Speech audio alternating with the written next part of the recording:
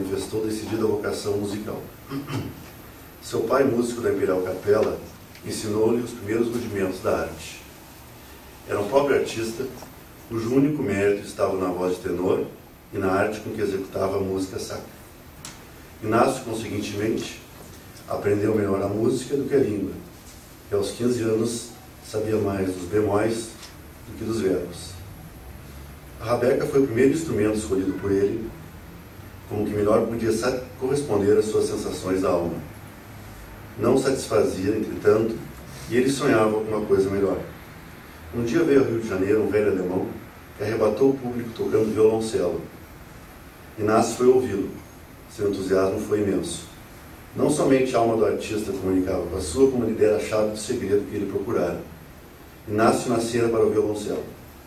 Daquele dia em diante, o violoncelo foi o sonho do artista fluminense. Já a esse tempo, seu pai era morto. Restava-lhe sua mãe, boa e santa senhora, cuja alma parecia superior à condição em que nascera. Tão elevada tinha a concepção do belo. Inácio contava 20 anos, uma figura artística, com os olhos cheios de vida e de futuro. Assim se inicia um conto de Joaquim Maria Machado de Assis, publicado no Jornal das Famílias, no ano da graça de 1878, cujo título é O Machete. Machete é uma palavra já em desuso em nossa língua, é outro nome dado ao cavaquinho.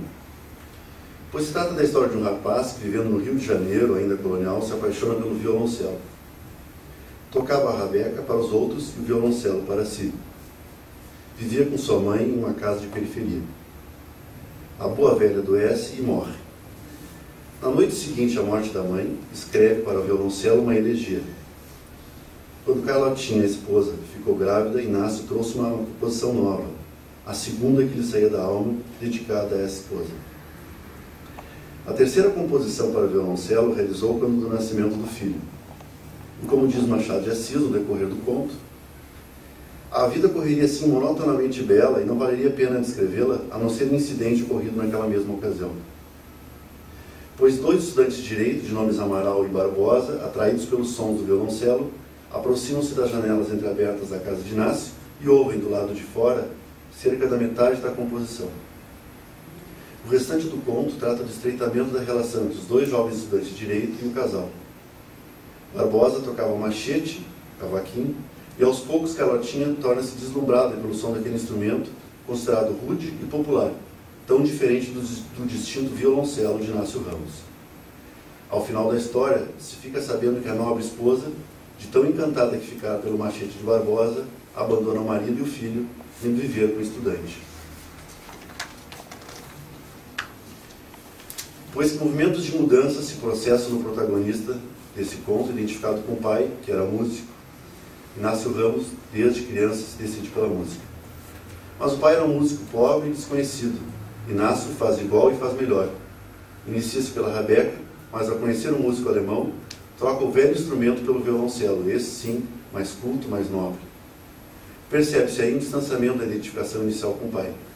Seria sim músico como o pai, mas não pobre e sem méritos como esse. O conto prepara para o protagonista um final trágico. Como que, vencido pela culpa em ter superado o pai, recebe como castigo a traição da esposa, que foge com o tocador de cavaquinho. O estudante de direito, tocador de machete, pode aqui também representar uma figura materna vingativa, superegóica. Mas ao final do conto, o protagonista admite para o filho que o machete é melhor que o violoncelo, aproximando-se de uma posição depressiva, mas ainda cindida de objetos bons idealizados e maus desidealizados. Não é, portanto, uma mudança psíquica de fato. Inácio ainda não reconhece que pode tanto tocar violoncelo quanto machete. Imagina essa altura das minhas palavras o que vocês estarão pensando. O que esse conto tem a ver com o tema proposto para a mesa Psicofármacos e Mudança Psíquica? Vocês podem estar pensando, ou Flávio fará uma ligação disso com o tema, ou há uma mudança psíquica em professor de psicofarmacologia tentando fazer interpretações psicanalíticas a partir de um conto literário.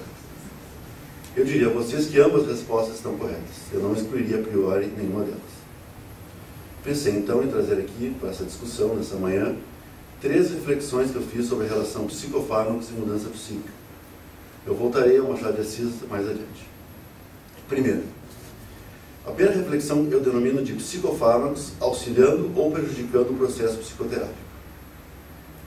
Isso diz respeito a se os psicofármacos prejudicariam, auxiliariam ou, pelo menos, facilitariam a mudança psíquica. Nesse aspecto, gostaria de iniciar citando Schatzberg, Cole e De Battista, na 6ª edição do Manual of Clinical Psychopharmacology de 2007. Esses autores fazem uma interessante reflexão sobre a psiquiatria atual. Eles dizem, abre aspas, alguns acadêmicos e clínicos têm argumentado que as abordagens psicofarmacológicas se tornaram a essência da psiquiatria, enquanto outros, por muitos anos, insistiam que essas medicações, os psicofármacos, simplesmente mascaravam as doenças subjacentes, trabalhando contra a resolução de conflitos, interferindo na psicoterapia e assim por diante. Fecha aspas. Percebe-se aqui uma ideia antiquada de que ao receber uma medicação, o paciente estaria sendo anestesiado de seus conflitos, o que, inevitavelmente, o prejudicaria em seu processo psicoterápico analítico, ou, de outra forma, o impediria de alcançar uma real mudança psíquica. Felizmente, essa é uma postura já ultrapassada. Em nosso meio, os bons psicoterapeutas analistas sabem que sintomas moderados e graves em eixo 1 não são responsivos apenas à abordagem psicoterápica, em especial naqueles pacientes com forte componente genético em suas famílias. Desta forma, esses colegas não hesitam eles próprios em medicar ou então encaminhar para outro medicar o seu paciente. E percebem que para esses pacientes o alívio dos sintomas não apenas não prejudica o processo psicoterápico, como ao contrário, tem sido um elemento facilitador de mudanças. Nesse momento, então, o setting psicoterápico, de neutralidade, abstinência e anonimato, deixa de ser um espaço para queixas sintomatológicas e passa a ser o espaço para o que é destinado, para o pensar e para analisar no aqui e agora os movimentos transferenciais e contratransferenciais. Essa mudança de perspectiva sobre o uso de psicofármacos para pacientes em psicoterapia é conceitualizada como uma visão integradora, notada também por Schatzberg e colaboradores. Eles dizem, a nossa impressão é de que a maioria dos clínicos hoje em dia desenvolveu abordagens mais balançadas e práticas, combinando elementos tanto da psicoterapia quanto da psicofarmacologia. Eu, particularmente, penso que se pode afirmar que a psiquiatria, ela própria, está em movimento de mudança psíquica, deixando de lado uma posição mais esquizoparanoide de objetos sentidos, de um lado os objetos psicanalíticos e de outros objetos psicofarmacológicos, para uma posição mais depressiva, reconhecendo que ambos os objetos podem coexistir de forma saudável em nossa ciência, em nossa prática e em nossa arte. A segunda reflexão eu denomino de trabalho analítico psicoterápico versus trabalho de prescrição. Quero aqui trazer um paralelo entre o trabalho psicoterápico, que almeja uma mudança psíquica, e o trabalho de prescrição de um psicofármaco. Aos menos familiarizados com prescrição, esse processo pode parecer de uma superficialidade rasteira. A esses pode parecer uma equação simplista na mente. Para depressão, antidepressivos, para ansiedade, ansiolíticos, antidepressivos, para apresentações maníacas, estabilizadores do humor, para quadros de psicose, os antipsicóticos. Pretendo, pois, demonstrar que a prescrição psicofarmacológica guarda, essencialmente, os mesmos elementos de movimento que envolvem uma mudança psíquica. Para isso, peço que nos debrucemos por um instante sobre as reflexões de Betty Joseph, no trabalho de 1936, titulado Mudança Psíquica e Processo Psicanalítico. A autora diz que algumas vezes empregamos o termo mudança psíquica para indicar qualquer tipo de mudança no estado mental ou no funcionamento de nossos pacientes. Outras vezes usamos esse termo mudança psíquica para indicar um tipo de mudança de mais longo prazo, duradoura e desejável. Olha, o mesmo se dá também no processo de prescrição. Tomemos, por exemplo, o caso de um paciente bipolar.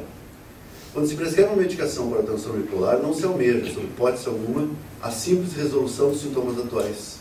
Busca-se sempre para esse paciente mudanças de longo prazo e duradouras, o que pressupõe que vejamos a doença em todo o seu curso, que saibamos os pródromos de crise, que conheçamos os estressores desencadeados